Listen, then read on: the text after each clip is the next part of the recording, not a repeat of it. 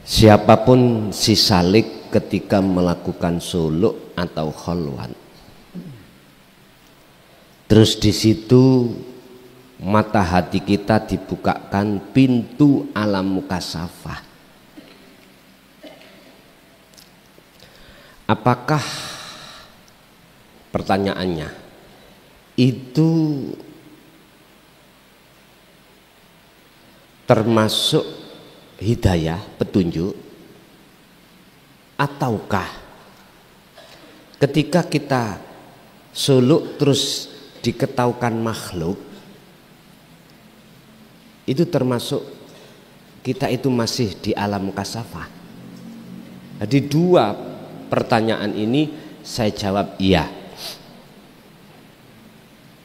Hidayah buat siapa dan bukan hidayah buat siapa. Nanti barometernya itu tentang masalah dzikir, Pak.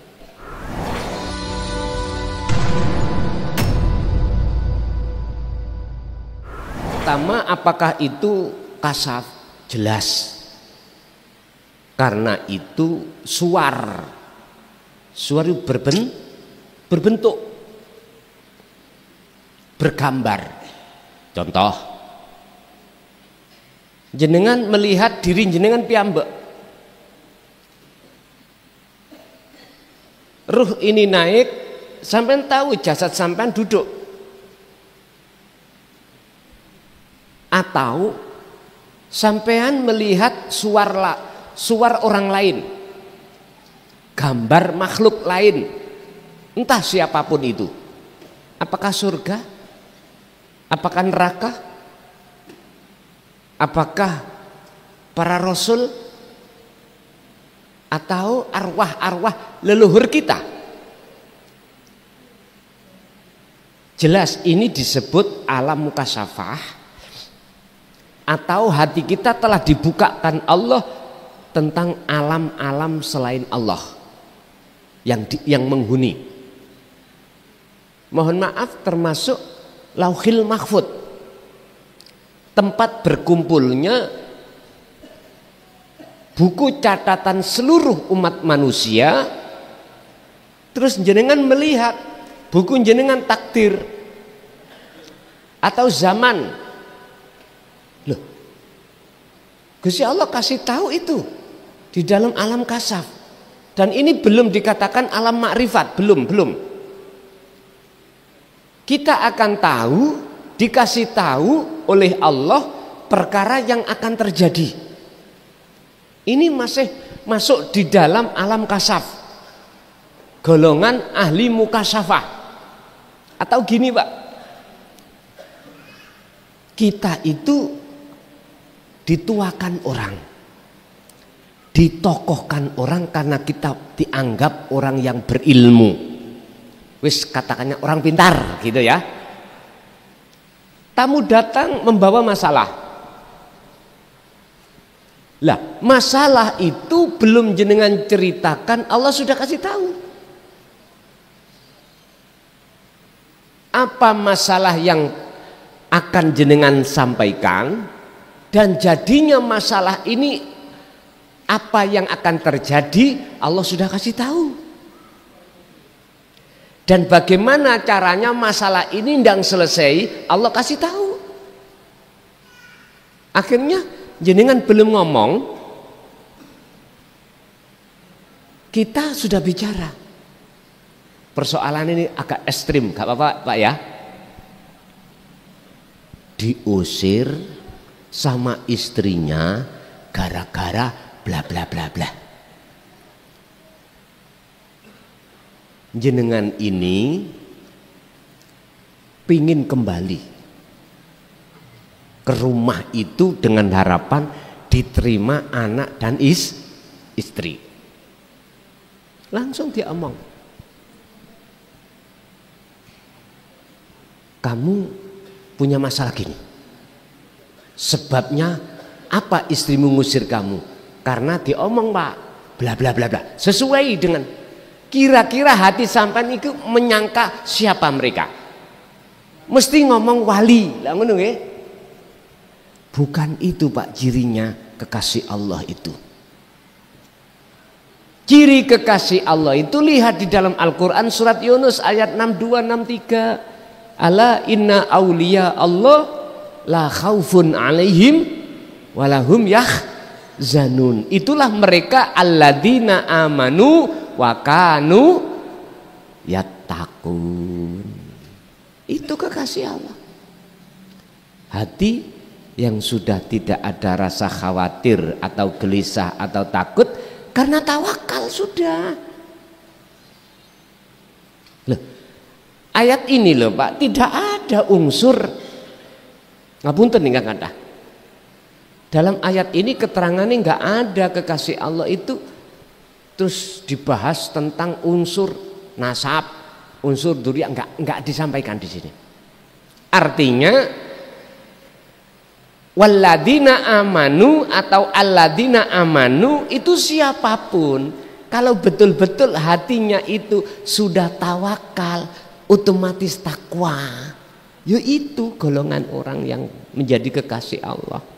Atau cirinya adalah golongan yang mengikuti ajaran Rasulullah Shallallahu Alaihi Wasallam. Ali Imran 31. Kul in kuntum tuhibbunallaha yuhibbukumullah fattabi'uni yuhibbukumullah. Lah ini, jikalau kau ingin mencintai Allah dengan benar berarti sudah ihsan Pak ya, ihsan, imannya sudah ihsan, jenengan sudah makrifat, ikutono aku jari Kanjeng Nabi, katakan jenengan fattabi'uni, ikuti aku.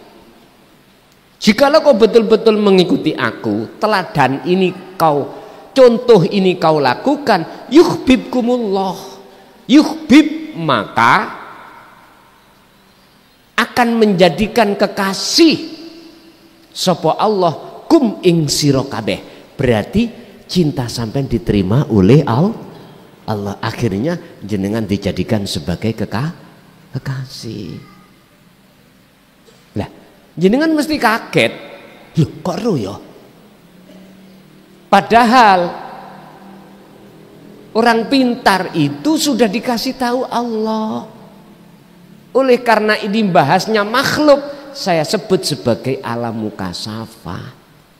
Lah tujuan sampean kali kula dididik Rasul terkait risalah dinut tauhid ini, endingnya itu tidak di situ.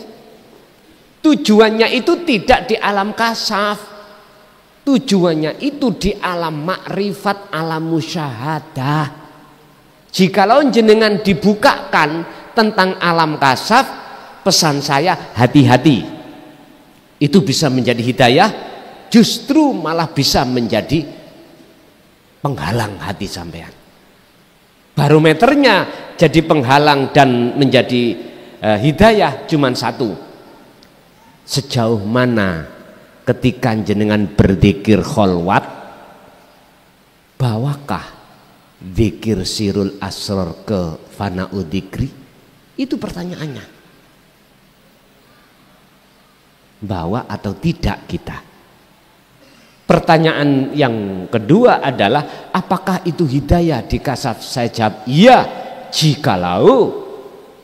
jikalau jenengan membawa dan memfungsikan bagaimana cara dzikir sejati ini, dzikir yang disebut dzikron kathiron sirul asror itu akan menjadi petunjuk. Itu kok bisa menjadi petunjuk? Gini nanti, sebagai proses kita di muraqabah, awal sekali Allah mengenalkan dirinya, wujudnya itu dengan wujudnya dunia seisinya. Sehingga dengan adanya wujud dunia seisinya, Anda akan merasakan wujud sebenarnya. Merasakan saja, belum melihat, masih merasakan adanya wujud di dalam atau di luar makhluk atau di luar dunia itu. Berarti Allah ini masih kita isyarahkan. Ini belum dikatakan makrifat, belum. Ini proses memangnya. Sama dengan kita Pak, di hukum syariat, dunia seisinya sebagai petunjuk, sebagai hidayah adanya wujudnya Allah, wujudin dunya saisine sebagai petunjuk, sebagai tetanda wujudnya Allah, karena wujudnya dunia yang mewujudkan Allah. Ini proses. Dimana kalau kita bicara proses, belum selesai proses loh Pak. Kita bicara proses itu belum selesai. Berarti ada jenjang lagi yang harus kita selesaikan. Kebanyakan kita enggak. Kalau sudah alim ibadai, alim dohire, sudah berhenti. Enjoy di situ. Tidak mau berpikir rohaniah di mata Allah. Sing penting saya al-imtithalul awamir wajtinabin nawahi. Secara fisik gak cukup Pak, harus ada proses berikutnya. Wong sekolah aja kita nggak cukup, SD harus SMP, SMP harus SMA, begitu seterusnya. Itu akan menjadi petunjuk jikalau Allah sudah tidak kita isaroi.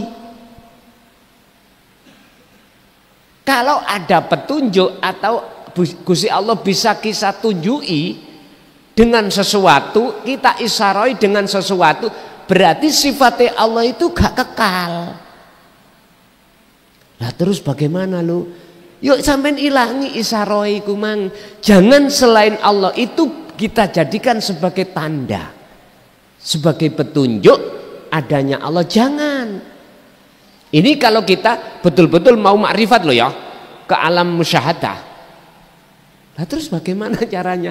Itu tadi loh Pak, tolong ayo belajar ning jerone ati iki rasa iki digugah, dibangunkan. Rasa sing sejati iki digugah. Rasa apa?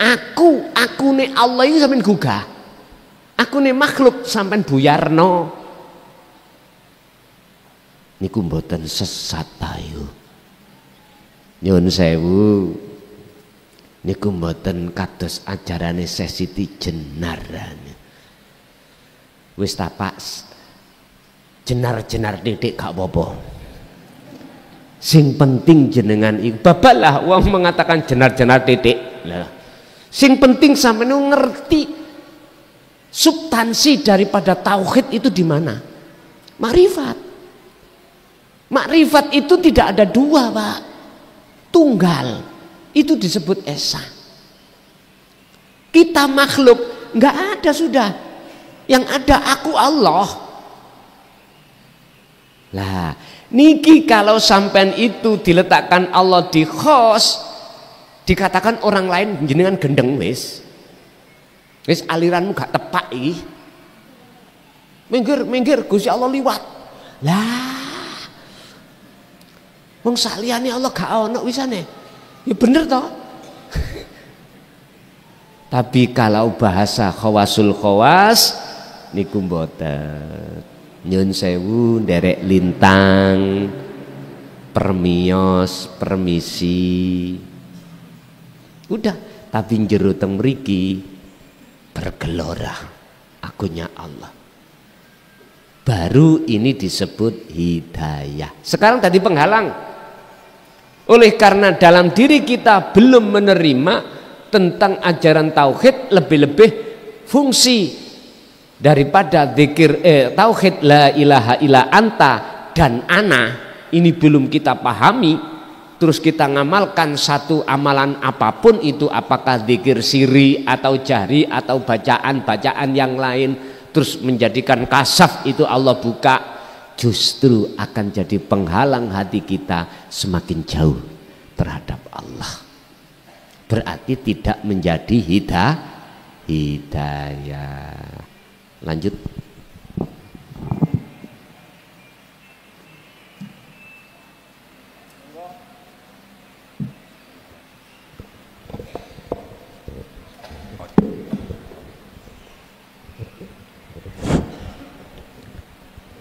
Bismillahi nuri nuri nurullah. Bismillahi nuri nurullah. Nur Rabbi bihaqqi Nur Muhammad la hayyan la ilmun la sami'un la basirun la qadirun la qadirun la muridun la mutakallimun la mawjudun bihaqqi illallah. Assalamualaikum warahmatullahi wabarakatuh. Allahumma salli alfi ala Muhammad. Saya mau bertanya Gus, bagaimana caranya hati ini bertawakal kepada Allah yang bisa tembus menjadi ihsan? Andaikan dalam hati berkata bahwa yang berperan, yang berbuat itu adalah Allah, dalam hati sir qalbun mengatakan demikian, tapi dalam jalalnya Allah, dalam pandangan mata itu istilahnya enggak cocok ke dalam hati kita, itu masih ada kemangkelan, ada kemarahan, cuman bisa bertahan.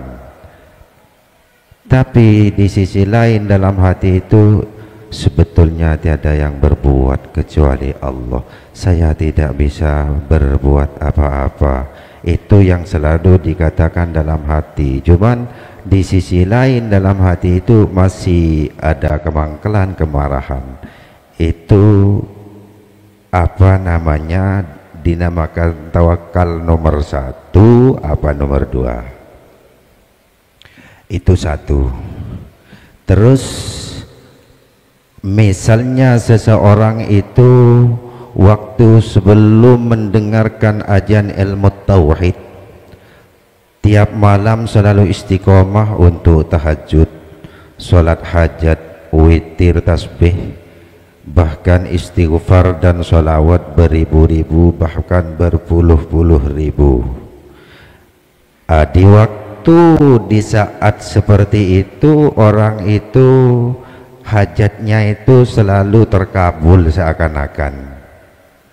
Setelah mendengarkan ilmu tauhid dan juga setelah mendengarkan dari Gus Mohlason, sekarang itu orang itu kok kayak malu, kok kayak males untuk berzikir jahar mengistiqomahkan seperti itu. Dan sekarang sering duduk melamun, hanya yang ada di dalam esir hu Allah, hu Allah.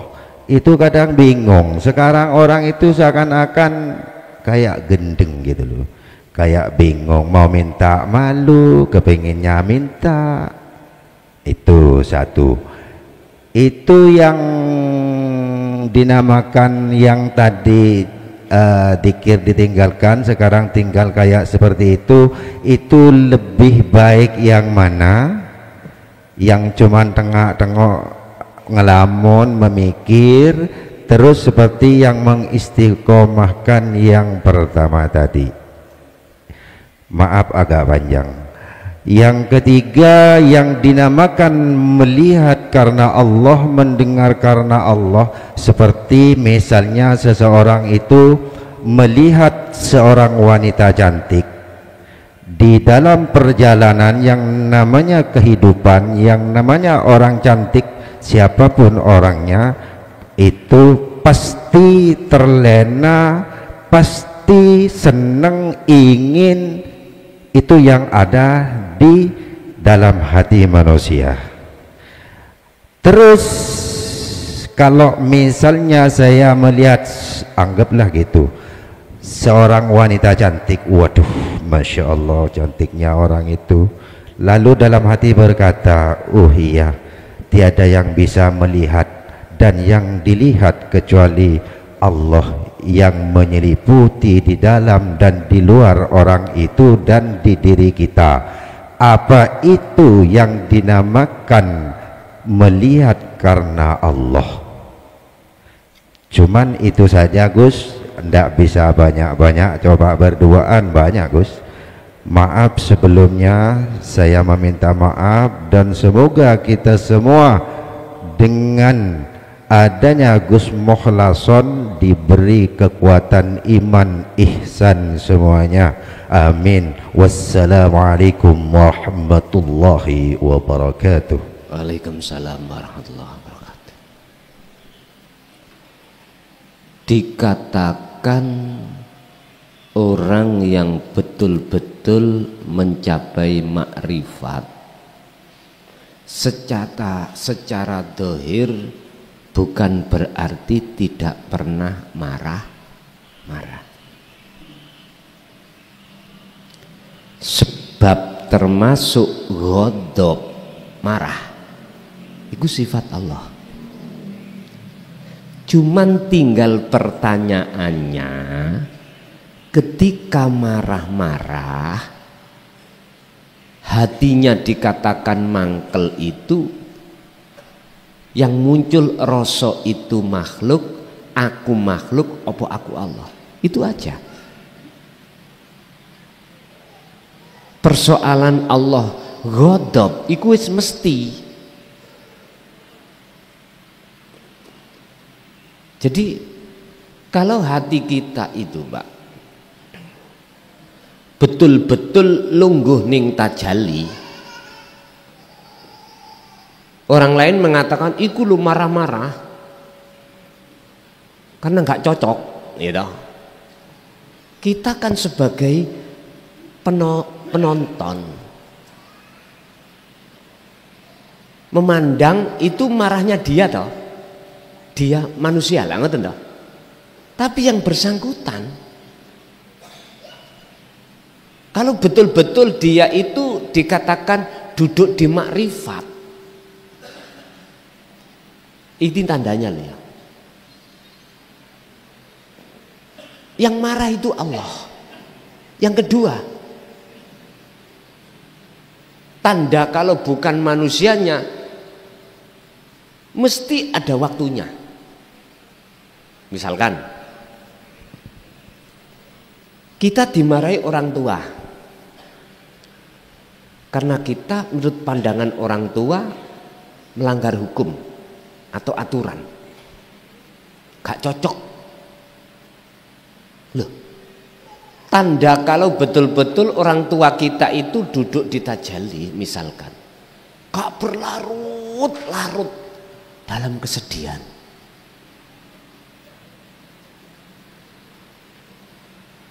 kita sebagai sang pemandang, manakala memandang makhluknya mesti jarene wis mak repot, makrifat lho ya, kok sik marah. Kita lupa, Pak, kalau Allah itu punya sifat ghadab. Bahasa kita bahasa amarah. Makanya tadi saya katakan, orang yang sudah duduk betul-betul di makom makrifat bukan berarti tidak pernah marah. Suatu saat akan muncul marah, tinggal beliaunya itu mesti duduk di tajalli. Beda dengan marah kita.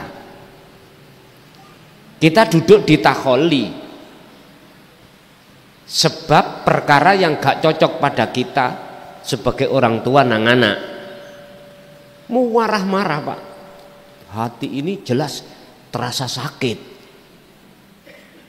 Kalau seperti ini, maka jelas ini tertanda tidak duduk di makom makrifat. Bapak Ibu rahimakumullah, ini membahas tentang ghadab. Lagi ada sifat Allah sebagai Ar-Rahim, Ghafur, pemaaf. Kalau kita lah enggak Pak sebagai menungso, kita bawa sampai mati pun kita bawa, akhirnya muncul dendam tadi lo ya. Ya seperti iblis itu, Pak, ngapunten. Waktu zamannya Nabi Adam masih hidup, iblis itu disuruh sujud. Wa idh qala lil malaikati, ketika saat Allah dawuh terhadap malaikat, usjudu, mereka podo sujud, menghormat terhadap karya Allah dengan bentuk menciptakan Adam, bukan sujud pada Adam, badan. Menghormati, memuja karya Allah atas terciptanya Nabiullah Adam sebagai manusia. Illa iblis, kecuali iblis yang nggak mau. Karena apa? Karena di dalam hati iblis aba wastakbar, ada sifat takabur. Artinya gini,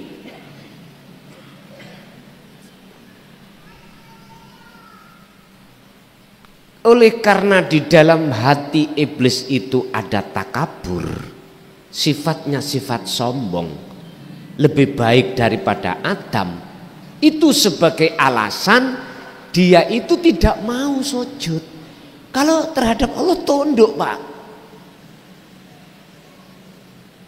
Tapi oleh karena di dalam hati dia merasa lebih baik daripada Nabi Adam, sebetulnya itu sama dengan kita lebih baik daripada Allah, loh gitu loh ya.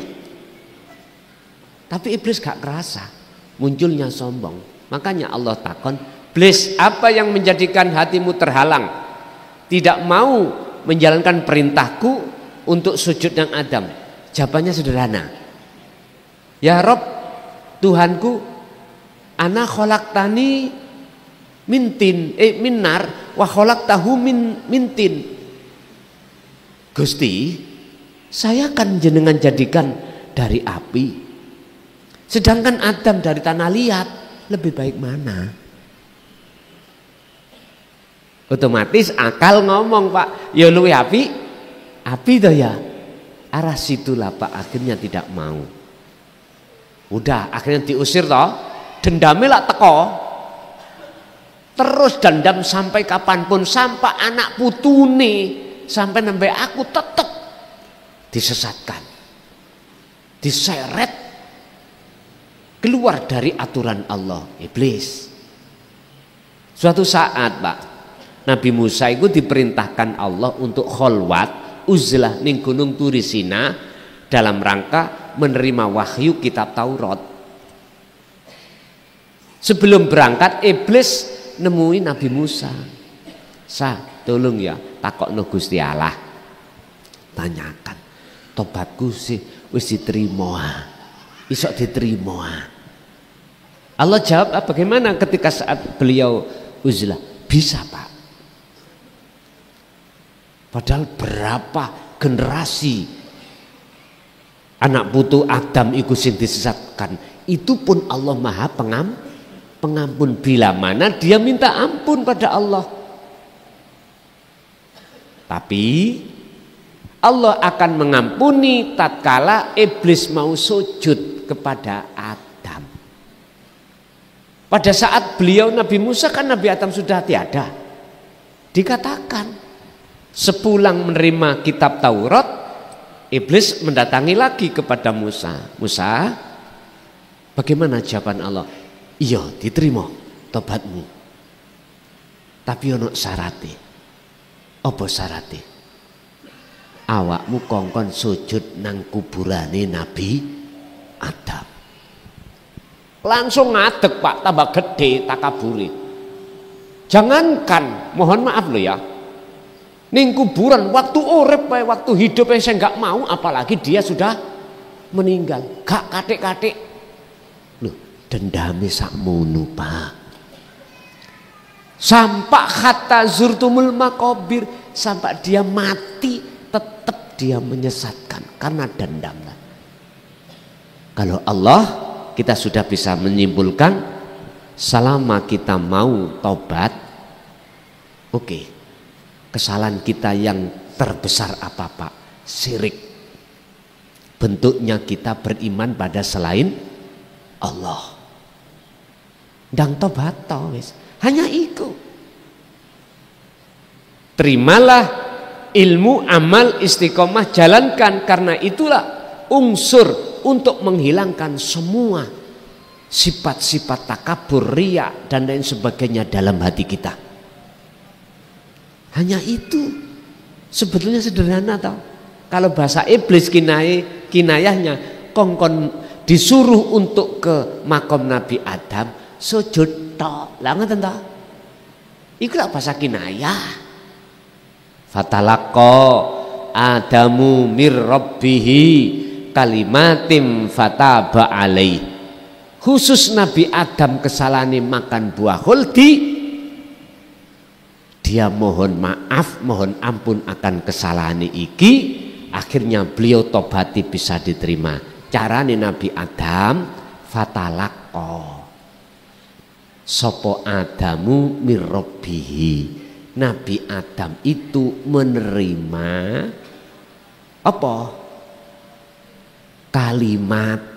Kalimatin iki wahyu.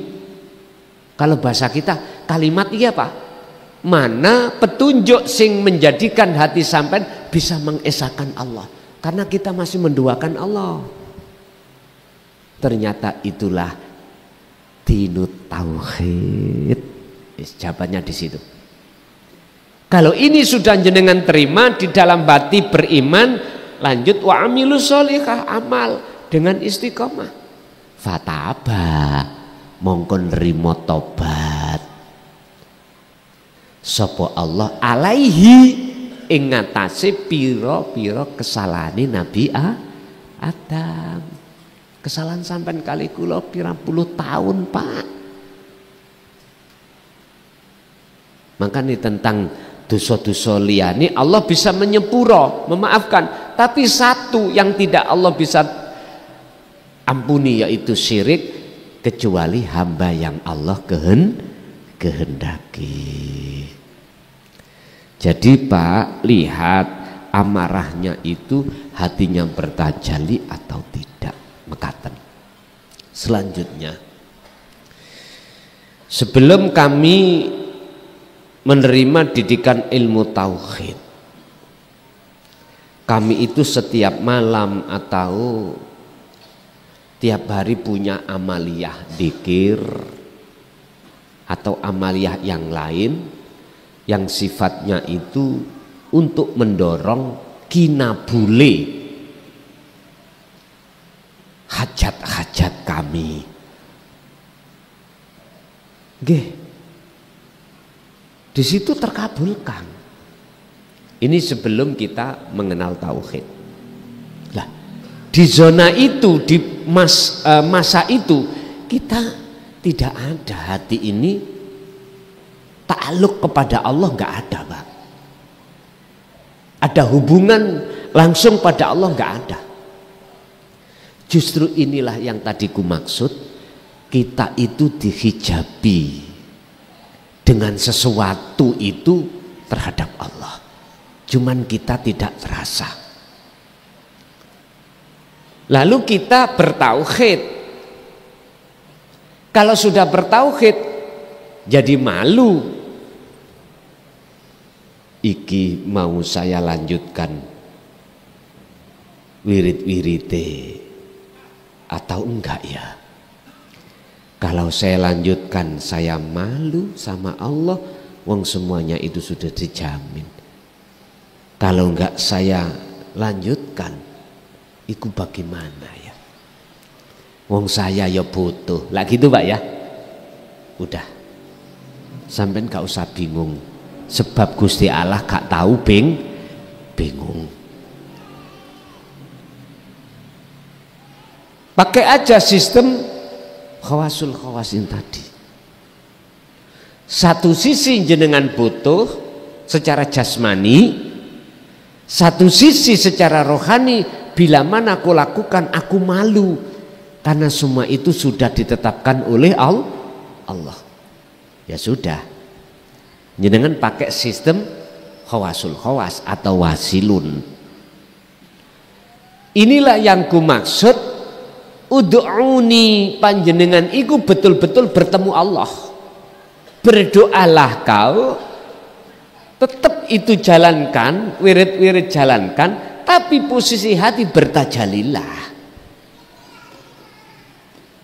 Inilah Pak nantinya itu yang kami maksud di antara dua hal, antara hakikat dengan syariat itu sinkron. Miturut orang lain, tapi miturut kita bainahuma la farqa, tidak ada bedanya antara peparing qadha yang disebut dengan doa, sudah nggak ada bedanya. Dan inilah yang dimaksud ketika kau doa itu tertanda qadha-nya Allah. Karena posisi hati kan tajalli. Jadi rasa malu tadi sudah nggak ada, karena nggak minta kok hakikate. Syariate nggih mboten disebut orang yang sombong. Disebut orang sombong itu kan orang yang nggak butuh kepada Allah lah gitu loh. Lo nyatanya sampean berdoa, akhirnya sinkron ini. Inilah teladan Rasulullah kados mekaten. Wonten teladan yang dari unsur khos, nggih meneng mawon. Diduk yo wedok ayu ya meneng mawon. Jare arek-arek gak normal kali. Nah gitu dah. Dikasih apapun, pokoknya nggak bisa dijak komunikasi, Pak.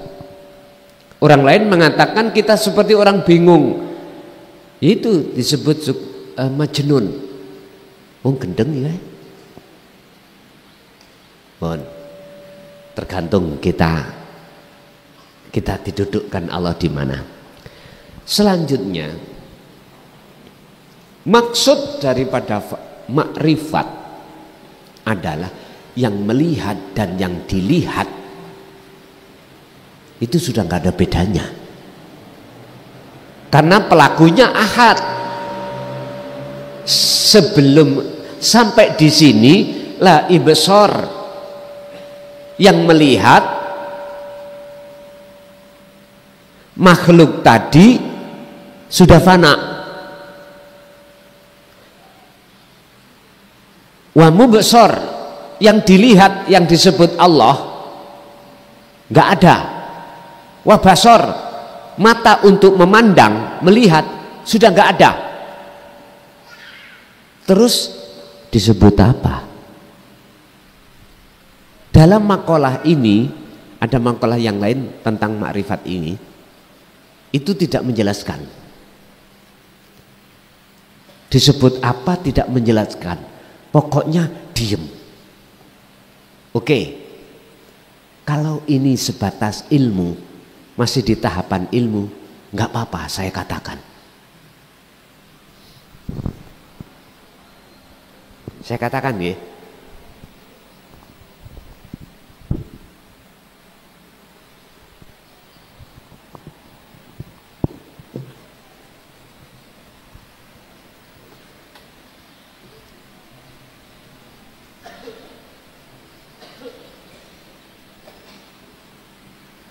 saya berani mengatakan ini karena dasar saya ilmu, bukan laku. Nek wis laku memang nggak bisa kita bicara, diem memang.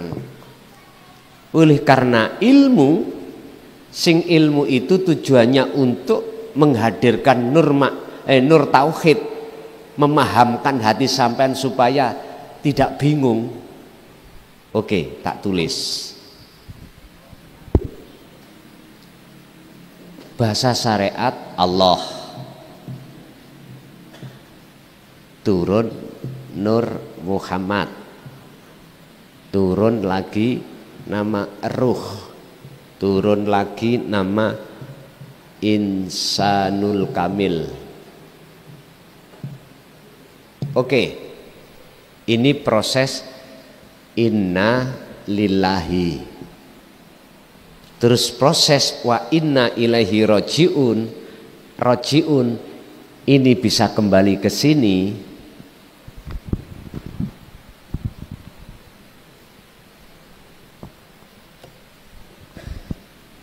Ini fana, fana, fana, fana. Tolong sampeyan sebut napa?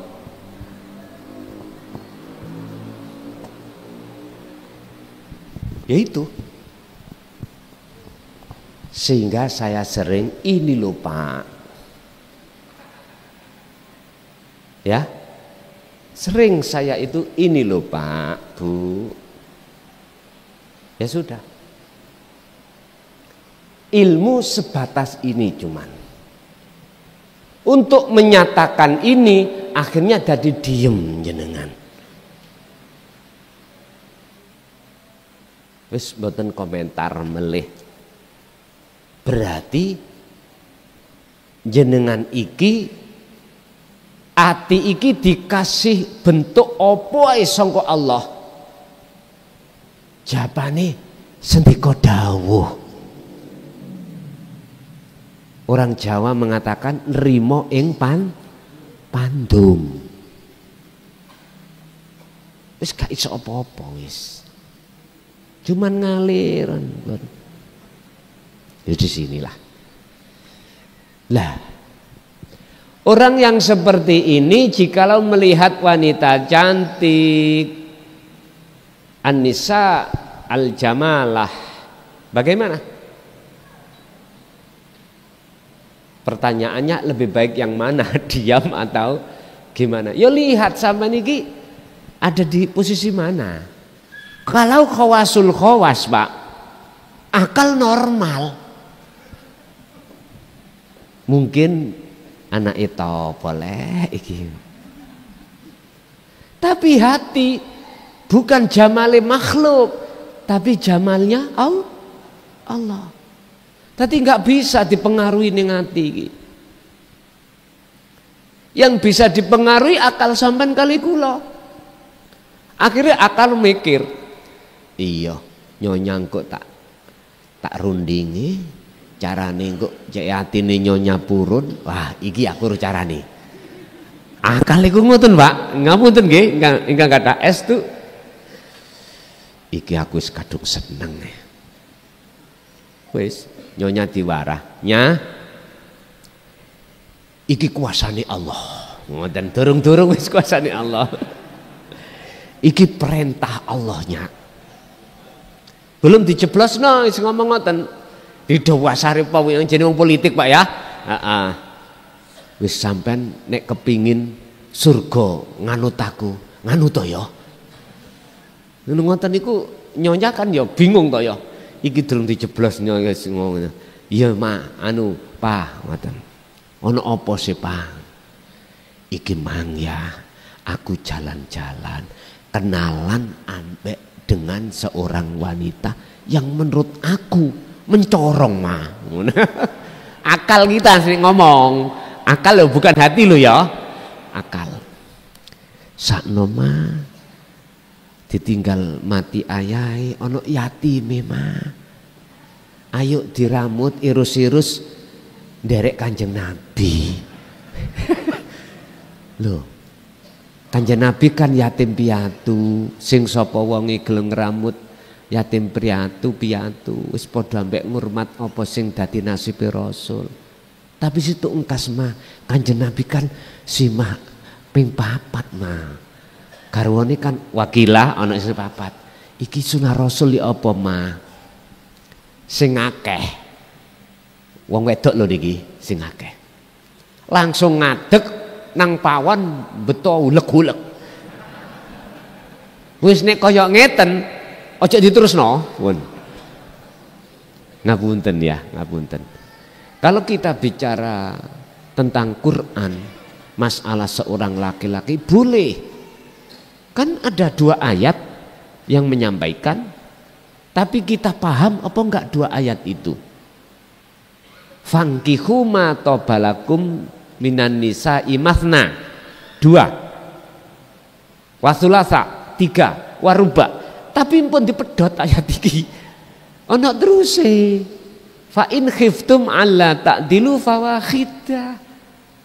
Kalau di situ tidak ada sifat ngadil di antara 4 itu, fawahidah ya sito ae. Tapi diterusno ayat berikutnya dalam surah lain yang sering dijadikan sebagai bahan para pendai, wa min ayatihi an khalaqalakum min anfusikum azwaja. Azwaj jamak duki jaujah, jaud. Artinya menurut ayat ini wong lanang gak popo wayuh. Nikah lagi nih lho. Wayuh, gak apa-apa. Tapi sampeyan terusno ayate. Litas kunu ilaiha. Kan sudah jelas. Dhamire muannas. Mestine isime kudu muannas. Ojo jamak. Isime kan jamak. Azwaj lah jamak toh. Tapi apa Al-Qur'an meletakkan ilaiha, tidak ilaihima, tidak ilaihunna. Mestine ilaihunna. Cara nahwu salah niki. Nahwu lho, ngomong nahwu lho ya. Tapi Quran iso nahwu ngalahno Quran. Halo. Mboten saged toh? Hadis pun nggak bisa. Nahwu iku terbatas, paling mentok balagul Alfiyah ibnu Alfiyah, terus ndukure Jawarul Maknun, paling mentok wis. Ndukure maneh, makanya ilmu itu terbatas. Tapi wahyu terbatas mboten? Mboten. Ternyata yang tidak bisa kita ketahui ndukure Jawahirul Maknun itu kan nggak pernah ada kitab ndukure Jawahirul Maknun. Mentoko nahwu kan Jawahirul Maknun. Ngeten Pak. Mengapa harus ha? Sebab sebelum ha ada kalimat litas kunu. Tujuan orang nikah kan mencari kedamaian, ngeten ya? Keantengan. Nek loro ndadekno ruwet, setong ayong. Paham ya? Artinya jikalau 2, 3, 4 kok ati sampean anteng, boten napa-napa. Mestine istri sampean 4 ya melo anteng. Wis, tak duduno rahasiane. Ngeten Pak. Buka di dalam surah Ar-Ra'd ayat 28. Antenge ati duduknya di mana? Di kekayaan? No. Jabatan? No. Siapapun wanita kalau hatinya sudah mau merapat datang Allah ke makrifat, mboten enten alasan ati ruwet. Ati mesti anteng. Anteng. Gara-gara istri yang kita cari itu dereng makrifat ya apa? Ya niku, enggak ruwet ya.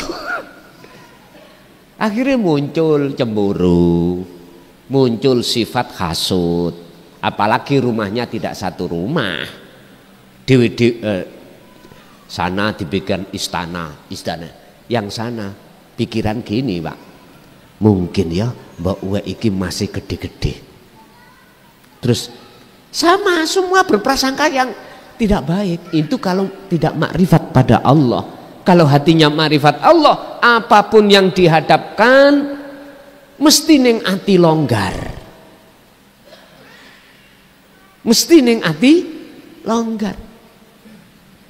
Jadi Rasulullah sampai nikah wakilah ada yang mengatakan 4. Bukan berarti Rasulullah itu hiper.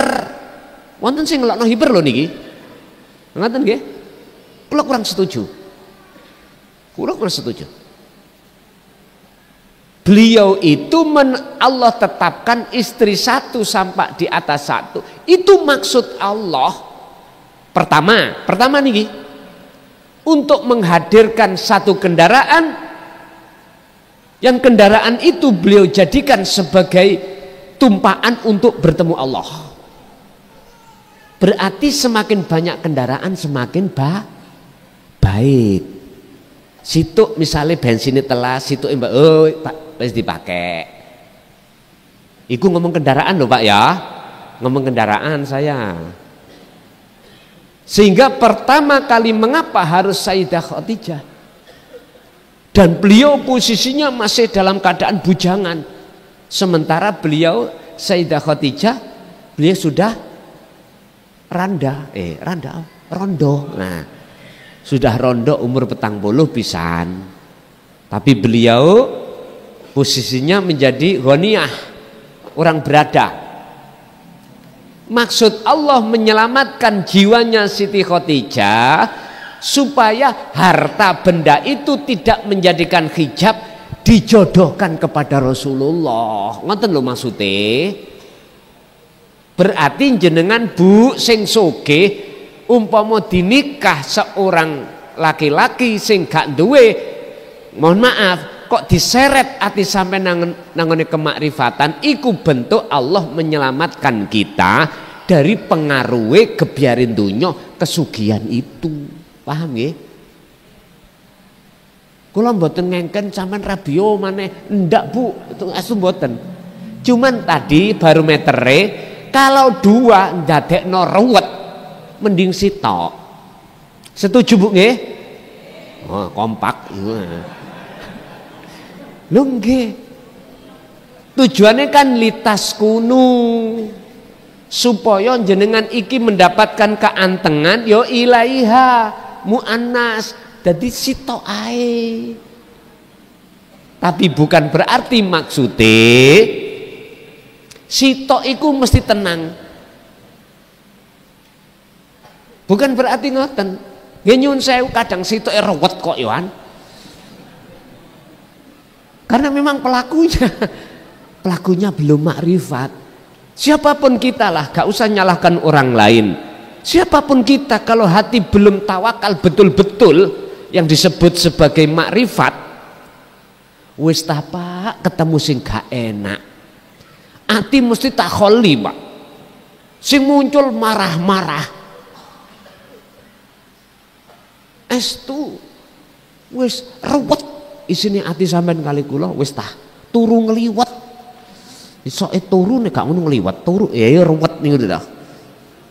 Udah, kata Allah, Adam, bagaimana keadaanmu ketika di dunia? Nyonyor Gusti, makannya harus kerja, pingin beli kopi harus punya uang dan lain sebagainya. Dulu ada di akhirat. Ya Allah, kita itu Nabi Adam minta apapun, apa duit kerentak, enggak usah gini, langsung datang.